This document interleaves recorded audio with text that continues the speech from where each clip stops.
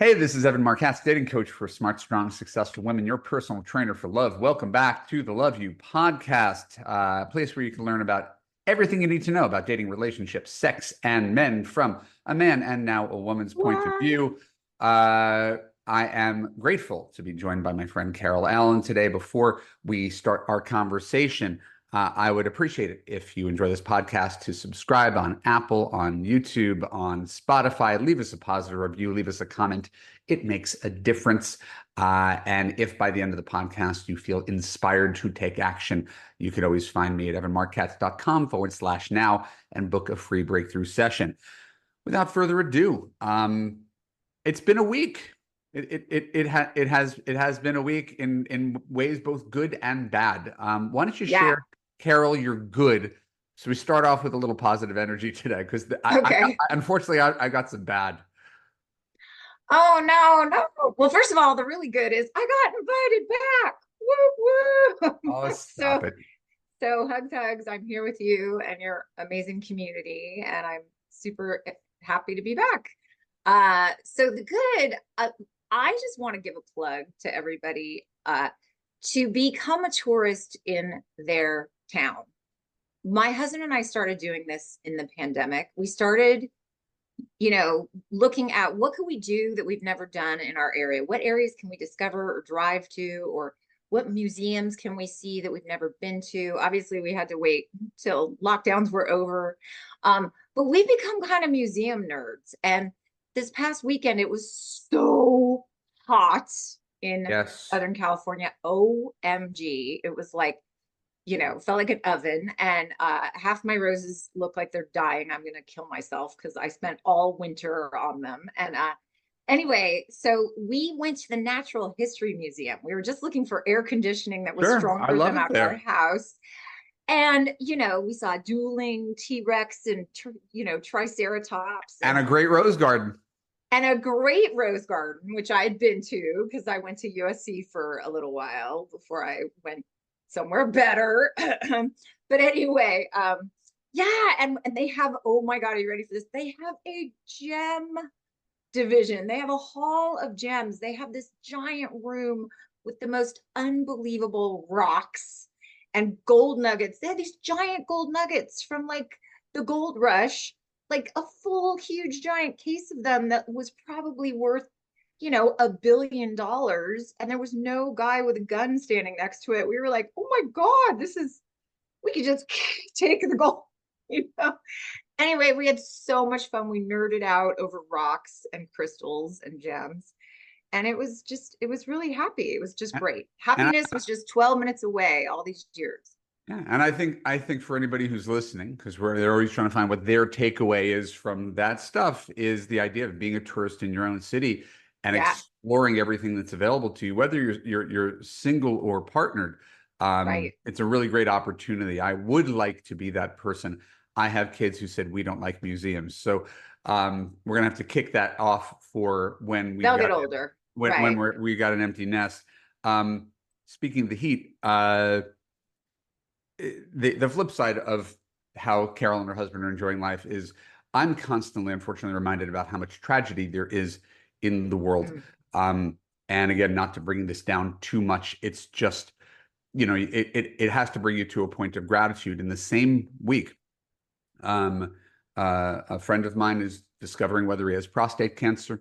Mm. Um, another family member is pregnant in the hospital with her second kid, but she's got chronic illness, and she and her kid are in the ICU. Her unborn baby are just trying to get through this time because she's always been fragile, Wow. and very very much about the heat. My friend, very close friend and business associate for many years, had her house burned down this weekend. Um, I don't want to exploit that or give any more details, but her Oh my her God. house burned down. She was given 20 minutes to evacuate. She saved her laptop, and her family and her dogs, and lost everything else. And Oh my it God. is it's so random and it's so capricious and it's so devastating that I can barely even fathom what it would be like to lose everything that you've built, even though they're just things. So anytime that when we're here and we're talking about, always staying on topic, dating relationships, the Yeah. struggle to feel seen, to have someone love you unconditionally, the Mm, disagreements you may have with a partner, there are these things that dwarf it, which doesn't uh-huh. minimize your pain, but does hopefully keep it in some measure of perspective. Well, and it really does bring home how important relationships are. I mean, I remember when a fire was bearing down on your neighborhood Yes. and you had hours to evacuate, and you had a friend with a big, beautiful house and plenty of room for all four of you. So you had a place to go. And then you had help. I was one of them. You had people show up to help you move back the 45 stuffed animals. You I, don't even exaggerate in the least, I but mean, not yes. in the least. My car was full of stuffed animals because how do you, I mean, it's like those are your kids' children, right? To be How do they, very clear, yeah. when we had a short time to evacuate, the first thing we didn't take was the stuffed animals. Mm, The fire was about a half mile away, so we kept on we took about 7 car trips to take as many things as we could. The end of it was the kids' stuffed animals because they insisted. So, but yes, the value of relationships is going to be one of yeah. the topics of today Yes. because my friend, I called her the day after. I got a text in the morning with her missing house, and I called her immediately Oh my at God. 10 in the morning on Sunday, and she was surprisingly okay, or maybe just stunned. Yeah. But she really immediately retreated to, "We're so lucky, we're alive, the kids are okay." It was it was remarkable. Yeah. I don't think I would handle the same situation as well, but Right. she's got that attitude, that sort of survivor, roll with the punches. I'm just very impressed with people who could keep equanimity in times of crisis, and she's one of Right. them. So Wow. um Wow. anyway, Wow. on to lighter topics. I would much rather Ooh. talk about roses and animatronic T-Rexes, but today we're Oh, talking about something that's actually um trendy, literally one of the 10 most popular things that if you go to YouTube, this is what women are looking for, and I'm going to mm, say it with a straight face. How to keep a man interested in you. mm. And we will talk about that. We will talk about it Yeah. in earnestness, and we will talk about it in jest. But in case you want to know what the collective internet has to say, I chat GPT the answer for you, and I'm going to read it to you Oh. so we don't have to spend a lot of time, because none of these ideas, by the way, are bad ideas in terms of Hmm. how to keep someone interested in you. Indeed, they're good ideas. Be confident, communicate openly, show appreciation, maintain your independence, be fun and spontaneous, be supportive, nurture the physical aspect, respect his space, be genuine. Like, that's good, solid dating relationship people Yeah. advice. What I'm Yeah. struck by is, of course, the title. Right. Well, it makes me right away think of your whole, are you the CEO or are you interviewing to be the, you know, what's the word? Not the assistant, The the intern. intern, right? Because when you're coming from like, how do I keep him interested in me? That's putting all the energy over on him as opposed to leaning back and going, wow, let's see if he keeps my interest, right? So it can be a little low status, but it's also, to be fair, we all want people to like us and keep liking us. What I can't help but hear in the chat GPT answers, which by the way, of course, I agree with all the answers, is there's something so much deeper that it's not addressing at all.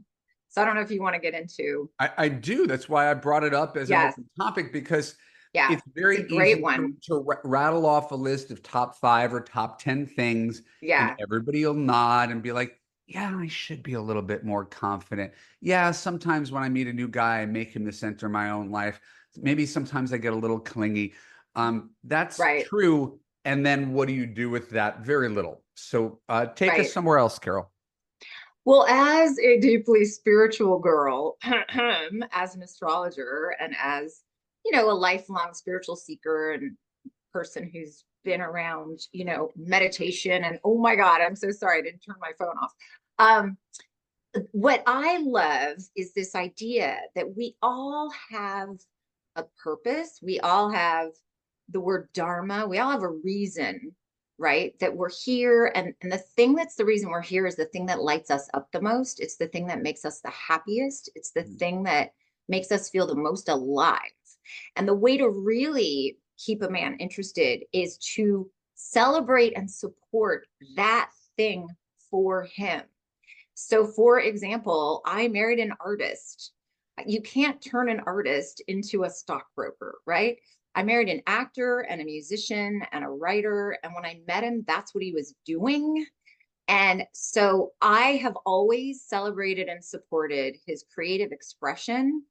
I've helped him write books. I've helped him write screenplays. I've helped, be his cheerleader for all the stuff that is the most important to him. And that is why 27 years later, in 2 weeks, we're still here, and he does the same for me. And so that's much deeper than, do you have fun? Are you happy and playful? Do you listen well? It's like lots of people can do those things, but who's going to do the thing that's their thing?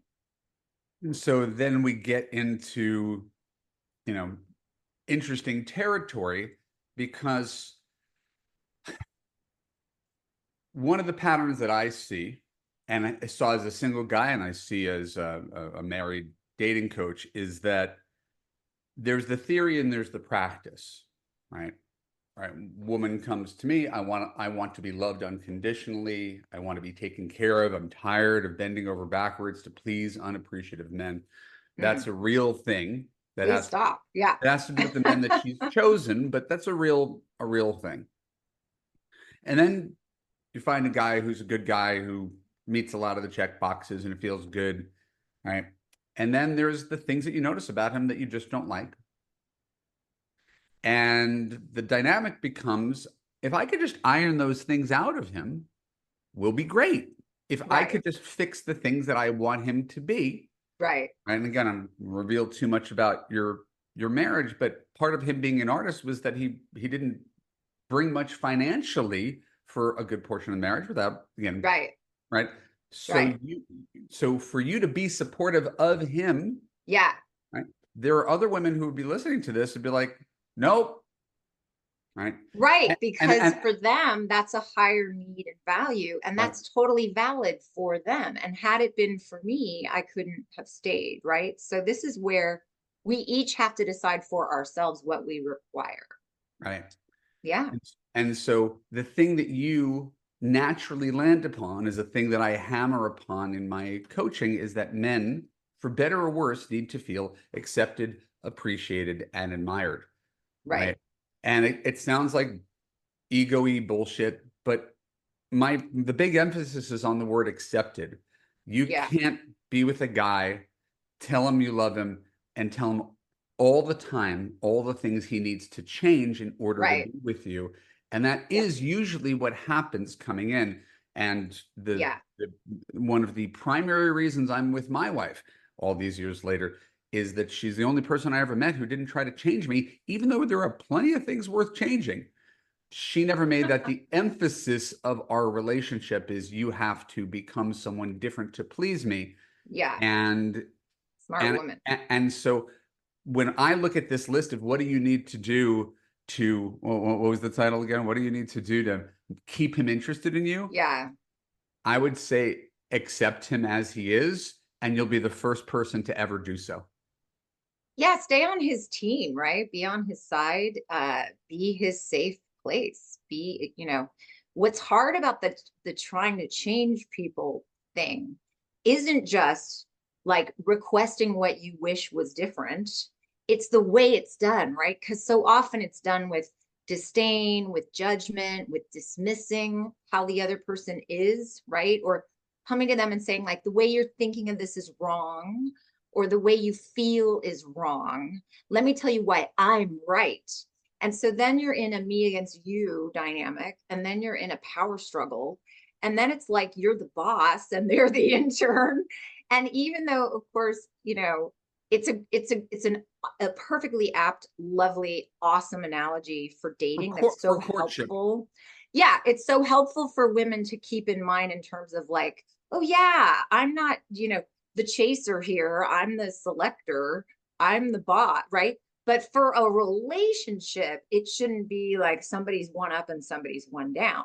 And when you one down to men, when you talk down to men, that is absolutely the way to kill their interest. And women too. Talk Right. down to Yeah. us, This is a like human thing. The totally. reason I do this podcast is because women are turning to me for help, and men foolishly do not seek much self help.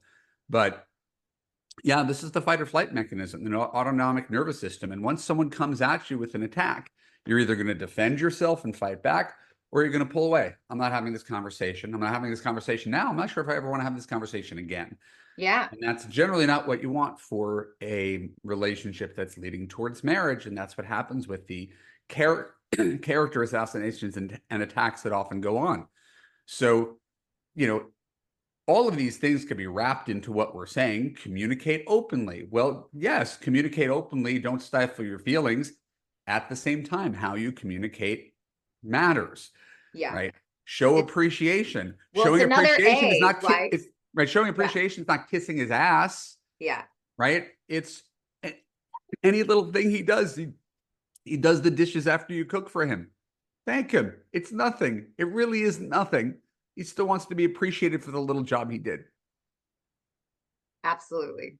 Well, all the words you have said start with A, right? And I always call them, the great A's, right? It's not just appreciation, it's the number one thing we communicate with is our attitude. So it's not just appreciation and attention and acknowledgement and admiration, and I always joke ass, right? These are the things men want. It's also, what's your attitude? What's the attitude you're coming at a person with? Because if the attitude is you have to do it my way, I'm right and you're wrong, and my way's better, that self-righteousness that we get into, especially when we're hurt. Because I think women, we want so badly to connect as a group. Like we are more estrogen makes us want to connect, and we're more relationship oriented as a group statistically, according Sure. to our Yeah, work, and no why argument here. why women turn to podcasts like this. And because of that, we can be more desirous of like trying to get a guy and try to win a guy. And so we can be like, and we can pretend to be okay with stuff and even tell ourselves we're okay with stuff for a while. And then men feel often that when they commit, we then change. And suddenly the things we signed up for that we pretended or, acted like we were okay with, suddenly now we're not. And what also happens is people don't realize their needs are going to be different. Their needs of a live-in guy are different than a dating guy, or a husband are different than a boyfriend. But they don't say that before the wedding. They don't go, hey, by the way, you know how I was cool with you not doing XYZ? Well, husbands have to do that stuff.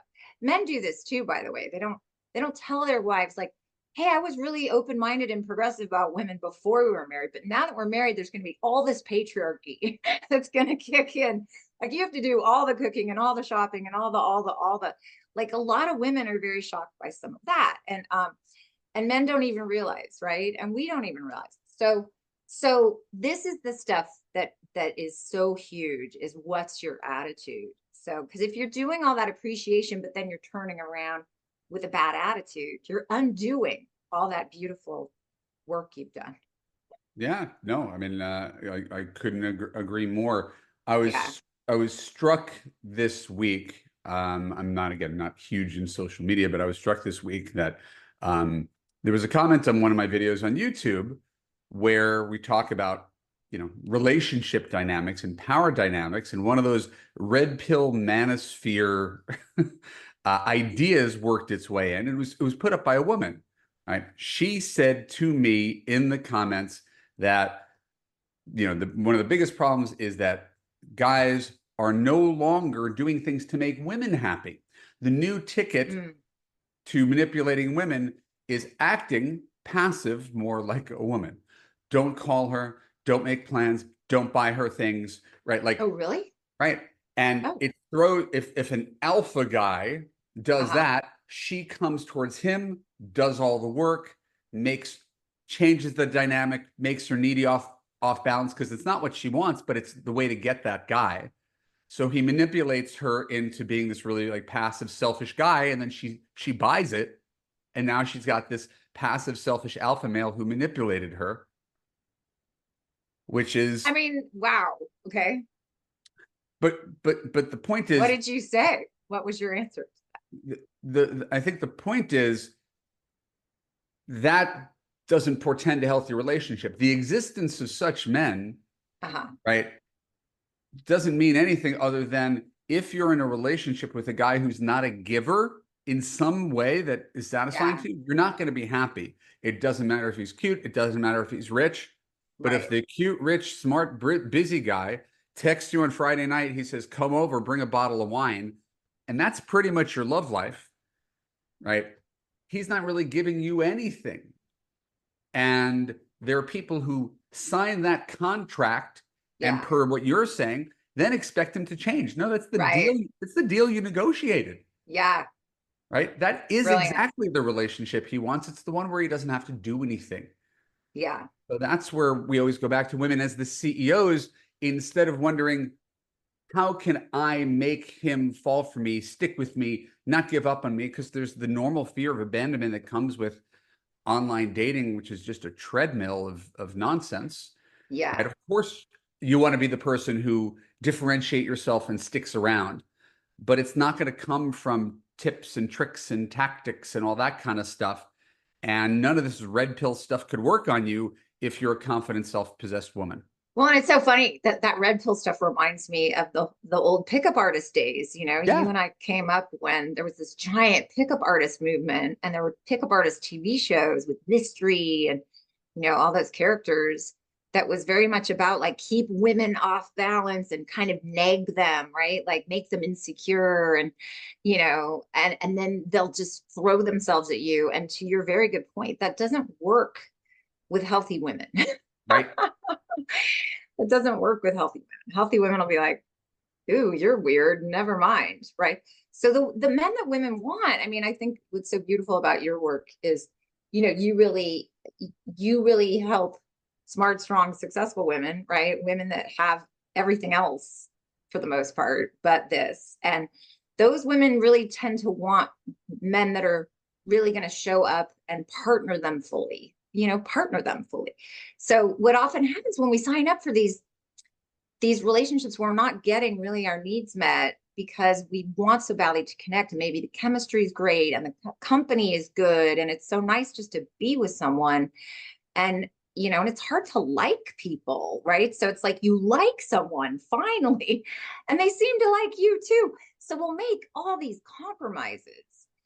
But then once you're really in it, you get less and less happy if you've made too big of compromises. And this is why it's so important to know what you really require on the front end, way in the beginning, so that you don't waste your time or theirs. So, Right. No, I think but what that's. did you say? What did you say to the red? No, I said, not surprisingly, I almost echoed exactly what you said. I said, Yeah, this may be true that there are guys who are pulling these tactics and techniques, but it doesn't matter. If you're a confident woman, you will have zero tolerance for a guy who doesn't yeah. call, doesn't follow up. Oh my God. Like Yeah, that's gonna have a really short half-life. So the only person that guy gets, yeah, maybe it's what he wants, is a really insecure woman.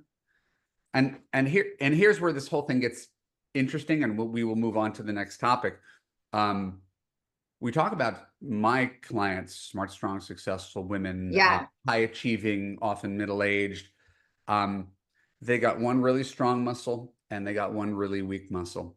So Mm, they are both smart, strong, successful women, and also often very insecure when it comes to this one aspect of their life. That confidence is out the window, right? And they fall into yes, the same exact traps as someone who would ostensibly have less confidence. So that's why having this conversation to me is valuable. that's Is just so because true. you're smart, strong, and successful doesn't mean you have this aspect of your life dialed in. Right. Brilliantly said. Completely agree. Completely agree. Yeah. Yeah. I mean, I have clients that have made, millions of dollars and been on boards of like major multinational corporations, right? And companies that you would just be like, wow, you Yeah. worked for who and you built who and you were at the startup of what? And they're terrified to get naked. They're terrified to be rejected. They're terrified, but they also, that whole thing about men not calling and men not doing anything, like we want to be chosen. I'm sorry, ladies. I'm going to be like a 1950s housewife here for a minute. You want to be with a guy that like is enthusiastic and is excited. You can wear a guy down. The worst marriage I know was some friends of mine married 23 years. She wore him down and he finally relented. And for 23 years, he was like, meh. And they were miserable for 23 years. So, yes, you can wear a guy down and maybe even get him, but then that's what you got. So, The guy who never wanted to commit, never wanted to get married. yeah, Yeah, you should not have to try to convince that's what I'm saying. That's what I had a problem with this whole original YouTube video idea is it's yeah, not your job to convince a guy that he likes you, that he's attracted to you, that he should commit to you, that he should marry. There shouldn't be any convincing going on. right. It's an adventure he chooses by his own volition. And last Yeah. night's coaching call, our Love You coaching call, we actually got into an interesting discussion about this because, and it's not going to be today's topic. It's because we've already gone overtime with it. Um, the world is changing in ways, Carol, that you and I, because we're married, aren't experiencing but can kind of hear about, where the presumption that the man is going to act like he did in the early 60s, where he's definitely, if he likes you, going to call, plan, pay, follow up. It's just what men do. Right. Those gender roles have been thrown into a blender. Well, And and then this new women have generation, been right, masculinized, men have been feminized, and nobody right. exactly knows. So there's a lot of cases where both parties are kind of waiting for the other one to Yeah, call, to commit, to say, I like you. There's this sort of like passive, fearful waiting game going on between the yeah, genders. yeah. And that makes dating advice that much more challenging.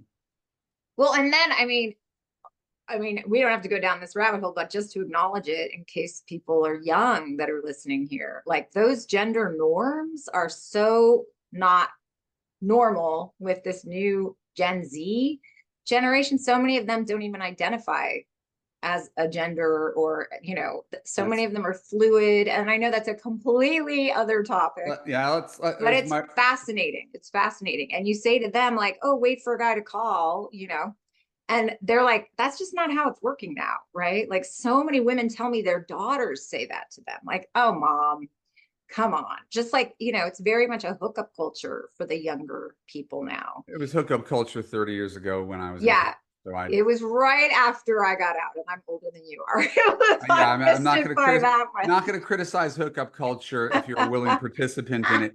But Yes. that point of yeah, things are different right now Yes.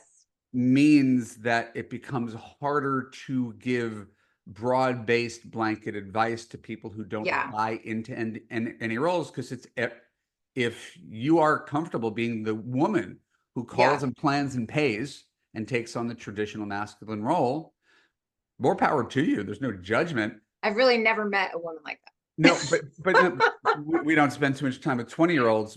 Right. But I think that's sort of where we've landed.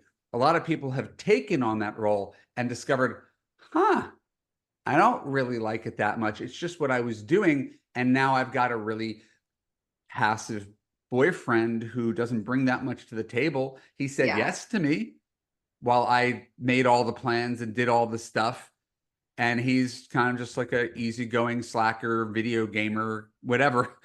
And so Wow. I think Yeah. that's what happens when you put yourself in the role of pursuer. You just take Yeah. on the problems that men have had to deal with, in addition to the problems that women have always had to deal with. Yeah. Wow. Well, I think, again, back to being a spiritual kind of person who works with people that are oriented more that way is I'm a huge believer in trusting ourselves and trusting what our heart is saying. And if you are feeling something really special and really different, Yeah. and something is telling you to like check this out, or try this.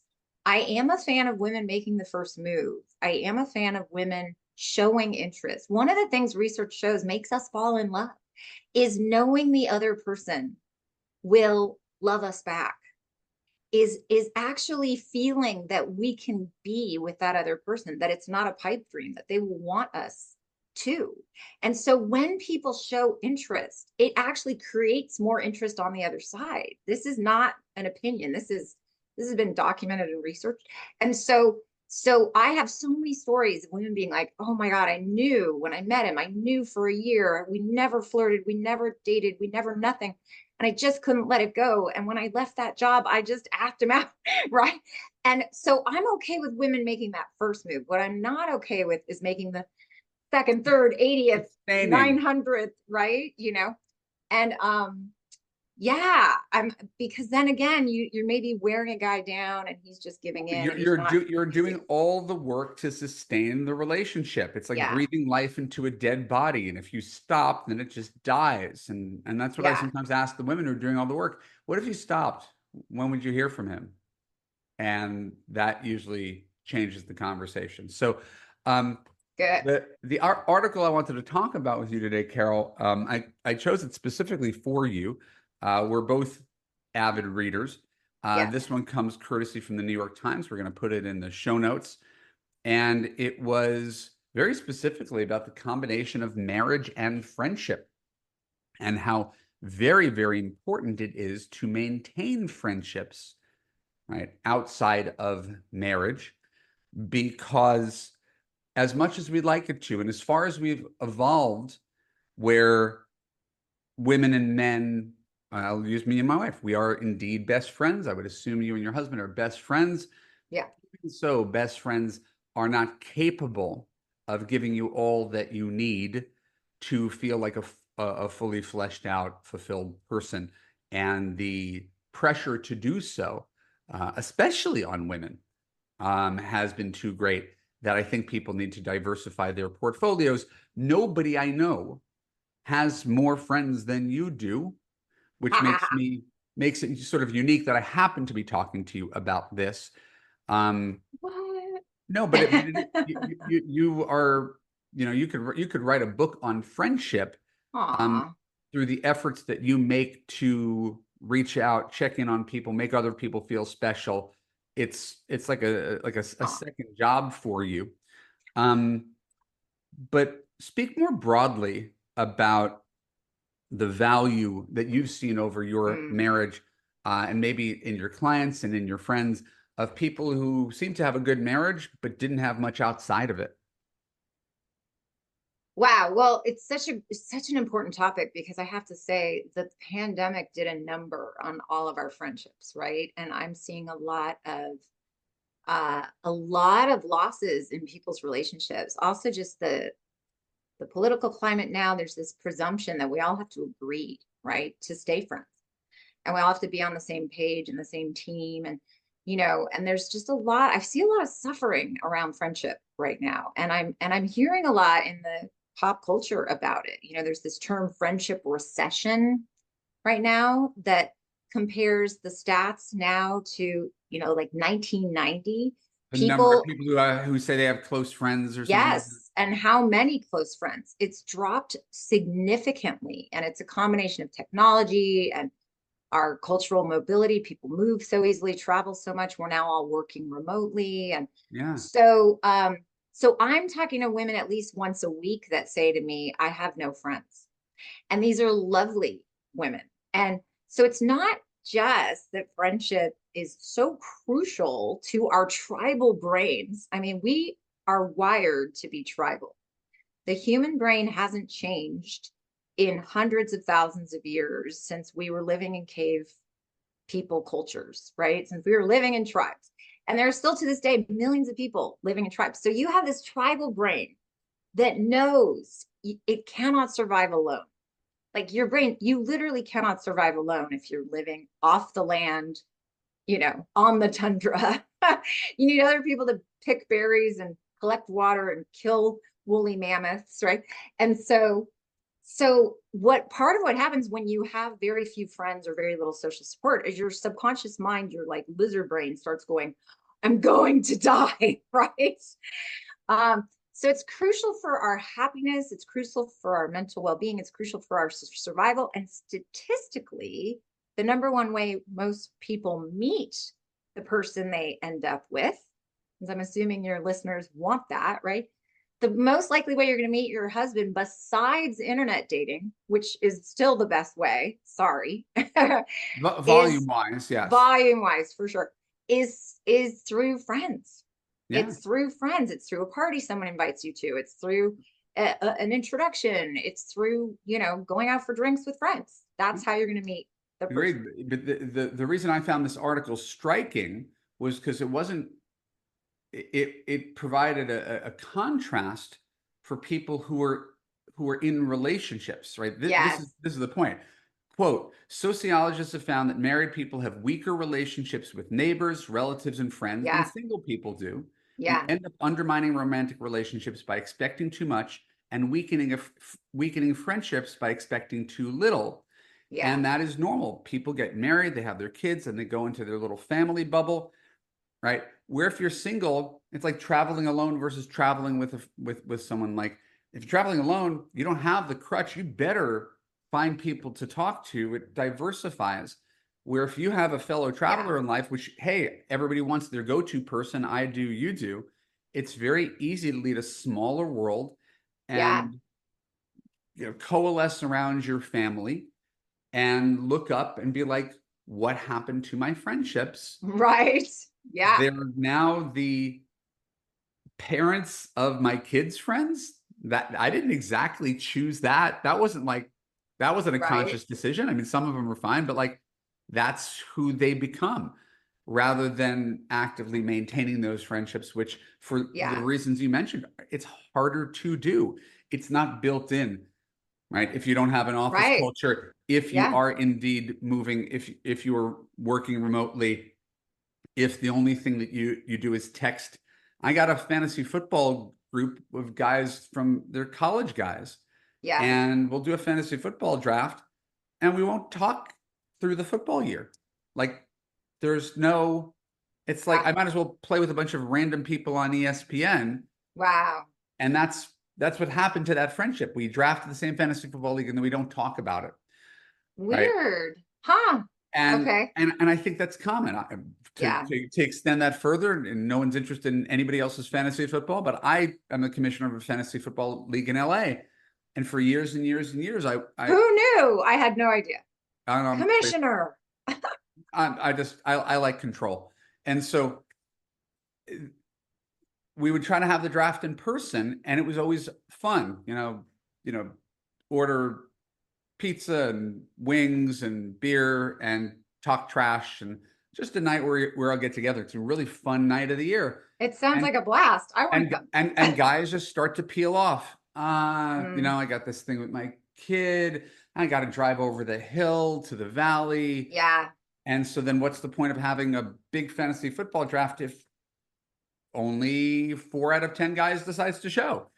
Yeah. Right. Huh. So I think Right. that and this plays into the larger loneliness epidemic. I'm not going to say pandemic, the larger loneliness epidemic that Vivek Murthy, the Surgeon General, is talking about. Yeah.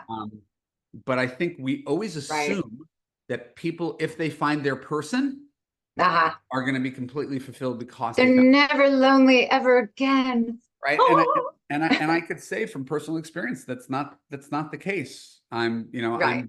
I'm very Yeah. happy with my wife, and we collectively are very social. That is true, but I definitely have moments where I think if I died and my wife posted on Facebook, some of the people that I consider my closest friends would put a thumbs down on Facebook. That would be it. They wouldn't call my wife. They wouldn't come to the funeral. Oh. That would be the extent of it. Like I was good friends with Evan 20 years ago. That's too bad. Right. The number of Yeah. people who actually call to like check in, Yeah. very minimal. And Right. I could blame myself. But to me, it's No, I really think what you're striking. And saying that's why I is chose this pretty true. article, because Yeah. it touches me personally. Yeah. Well, I mean, in my well, I can certainly say, looking around, right? It's so helpful to have friends. It's so helpful to have all kinds of support in your life. It's so important. And, thank you for the beautiful thing you said about me as a friend. Part of how you and I became close friends is I started a group of relationship coaches and love experts in LA because that's where everybody was for a long time. That's, so many of us that are doing this work and love this work, we're here. And so I started a networking group for us where we got together. And so many of you said, and I was shocked because everybody was like young and hip and cute and successful and making great money and big deals on their radio shows or their, with their books or their whatever. So many of you told me later that you were so lonely before and that you met so many of your closest friends. I have friends that tell me all their best friends came because of that group. So this is one of the things that I will say is so crucial is that we try and we make that effort and that you still have the football event live and with chicken wings and like that you still try to get together in real time because your relationships will be so much better for it. Your original question, which I apologize, I didn't really answer. I call my girlfriends when I want to murder my husband and they keep me from murdering him. Right? So when he's the most upset with me, I always tell him, call Tony. Tony is his best girlfriend. And Tony is so wonderful and so supportive of him and so accepting of him. She always makes him feel so good. And she always advocates for me. She always gives the girl point of view, right? She's always like, idiot, she makes him feel good. And then she tells him, she translates me to him. And it's so helpful. And so, I think we're all needing these webs of support and that we can all be that for each other. I've I, talked to you about, I think yeah. we took these for granted. I mean, that's the other thing. These are things that we didn't know that how important they were until it went away. And there's no Mm-hmm. turning back on the internet, but being, Yeah. from phone to tablet to desktop to Yeah. Peloton, et cetera, to television. Um, Yeah. when To everything YouTube. Yeah, Yeah. when everything's mediated by screens, it takes effort. And right now people are just exhausted, right? To make an Yeah. effort, the easier thing to do is to do nothing. And I think that's where most people land. When I look at my friends, I don't have anything bad to say about the people that I call my friends. They're caught up with their lives and they're in similar positions. They're parents to two teenage kids who demand a lot of time and attention and soccer practice, and they're devoted to their wife, and they may take a vacation with their closest couple friends or something like that. And there's no real resentment.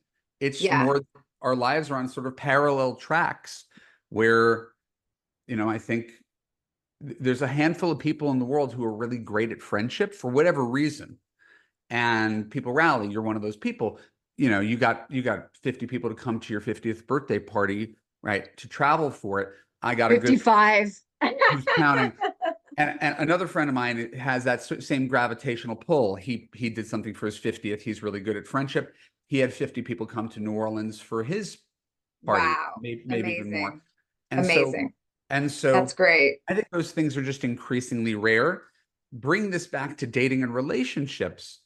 One of the things, and you've experienced it because of your work. I definitely experienced it. In my Love You group, I've got a couple hundred people in the Love You Facebook group, right, who support each other, who become friends in real life, and these are all people who met through group coaching, right? Because going through being single when your friends are married and checked out or given up on men or make bad Yeah. decisions or hate their relationship or whatever, to have fellow like-minded travelers who get you and see you has greater value than anybody contemplates. When people come for coaching, they're usually saying, I hope, again, without being self-aggrandizing, I hope I could talk to Evan. I hope he could help me solve my problems. What they don't Oh, realize is that they're getting a community of friendship to go along with it. That's never really built into the calculation. And that often is the thing that endures past the end of our coaching. for sure. Yeah, I always say when I give live events, I always say, you may have come because you want to hear what I'm going to share, but the thing you came for, maybe it's the woman next to you that's going to offer it, or maybe it's something someone else shares, and maybe the soulmate you seek is also in this room. You know what I mean? Like, I've seen so many beautiful connections be made, exactly like what you're saying.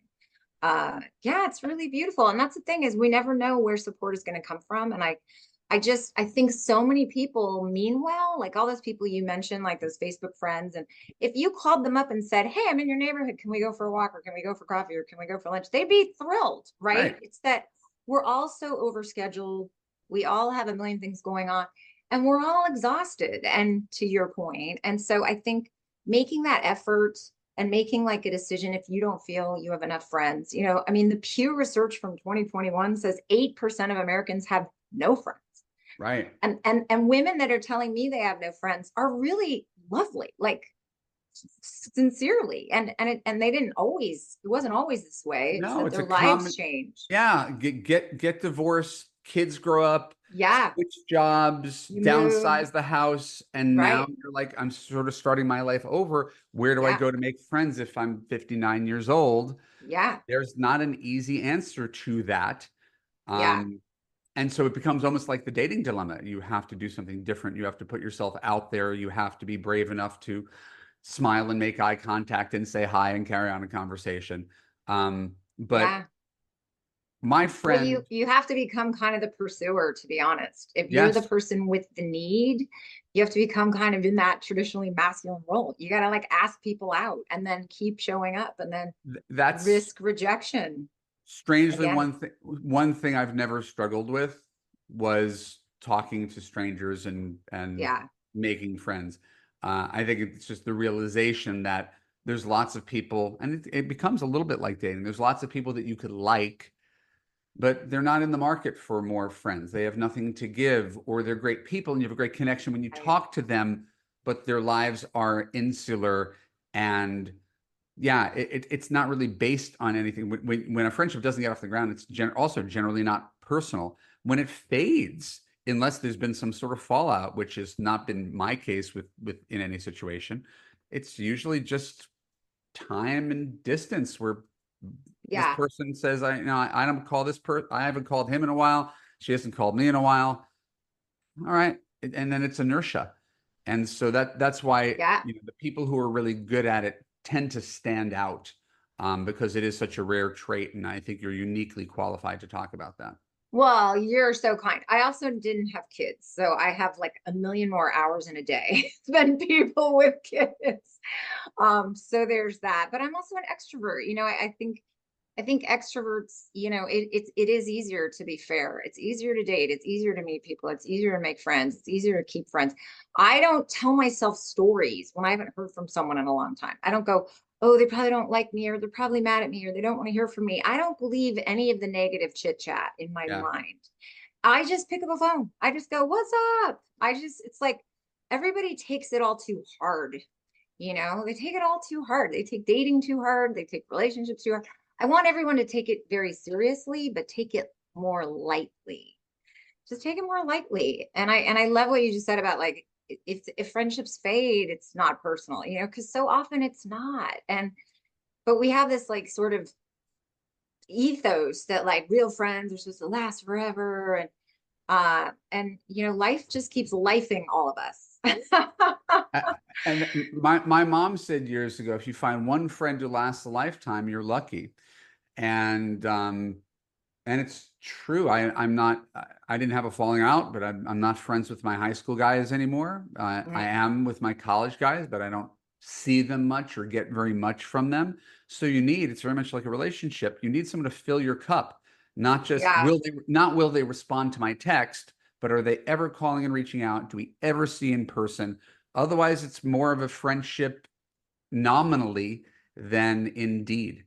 So Yeah, again, just being conscious of time, I want to wrap up because again, I also know you have somewhere that you've got to be after this. sure. Um, we talk about small wins, and I didn't design it this way, but last night's Love You coaching small win came from a woman who has a guy who's flirting with her in her workplace, Mm. and she's gotten a little obsessed with the flirting, and she did a little Google stalking. Yeah. And it looks like from his Instagram, he was married, but she stopped appearing in his photos in 2022. And again, we're not outing her, her identity. Um, but he's like texting her things like, "So what are you up to this weekend?" And she has been petrified about making it clear that she's interested and available, Mm. right? And so I just told her to do exactly that, right? I'm going to the movies on Friday night with Jeanette, and I'm going hiking on Saturday, but I'm free on Sunday. Are you asking me out? Right? Just Ha! like going right to that. And What'd you have in mind, big boy? Yeah. just very like, why else would you be texting me? What are you doing this weekend? Yeah. Single straight guy. Why else would you be texting me? Right? Are Right. you asking me out? Smiley face. Right? She's like, isn't that aggressive? Are you not, am I not the CEO? What if he rejects me? I was like, there's no downside to this. Either Right. he's either he says, great, I was hoping you'd say that. I'll see you on Sunday, and he comes up with a plan. Or he says, I can't do it on Sunday. How about next weekend? Or he Yeah. doesn't take the bait at all. And now you don't have to be obsessed with this guy because we actually get an answer to the question. So Love her it. small win was that she Love saw it. her bravery instead of the fear Yeah. of rejection. Because I told her we can have this conversation for like another 3 months and you could fantasize about this guy and you could text back and forth. But until someone puts themselves out there, nothing is going to change. So I volunteer you because you're the one with the coach. And so I'm really excited for her to face her fears and realize if she gets rejected, not personal, no big deal. If not, Yeah. you might have a lovely date on the way. Love it. Yeah. I'm a fan of just people being straight. Like, just communicate. Like, everyone's an adult. Just, just tell them what's up or ask them what they want. I love that. That's great, Evan. Oh, I can't wait to hear the follow up on that. Um, Neither can I actually. I know people don't realize. I mean, I will say, hanging out with all the love coaches, we are so invested in the people we help. Like, we really care. We're really into it. We like when we get together, we're like, guys, oh my God, the greatest thing happened. And we like brag about you. All Sure. right. So it's really so sweet. Well, I had a really sweet thing happen with a client this week, and it was something that I haven't heard of much, but I have to say it probably happens all the time. This woman's been seeing a new guy for only about 6 weeks, and he's been telling her that he has this dream to write a book and he has this plan and he hired a coach and he has like an outline and an action buddy and la la la la. And so she so wants to support him in getting this accomplished and in doing this that she found herself starting to almost say no when he would ask to see her or say no when he would want to get together, but she wouldn't say, hey, I think you should use this time for your book, which by the way, what? She would just reject him, right? And so she noticed that he started pulling away. So she called me up and she was telling me this struggle going on within her about wanting to be the supportive new girlfriend, but also wanting to spend time with him. And I was like, whoa, whoa, whoa, whoa, whoa. It is none of your business whether he writes his book or not. And oh, by the way, the writers I know, they get up at 3 a.m. to write. They write on their lunch break. They write on the bus. They write on the train. They write, they get up at 6 a.m. and make some coffee and they write. Like, he's going to do it the way he's going to do it. And he's a man, and leave him alone with that. And if he wants to see you, you're the 6 week in girlfriend. Your job right now is to be like fun and sexy and like his new good friend that he's getting to know. Like, he wants to see you, follow his lead, don't take the lead. I So I thought that was so wild, so cute. I said, call him today and say, hey, what are you doing tonight? I'm sorry if I've been kind of unavailable. I would love to see you. I miss you. She did, and she texted me this morning that it had an amazing time. She was so grateful. So Not surprised at all. isn't that so funny? That was a new one. Carol Allen, where could everybody find you? I am at loveisinthestars.com and on Instagram at Carol Allen Astrologer.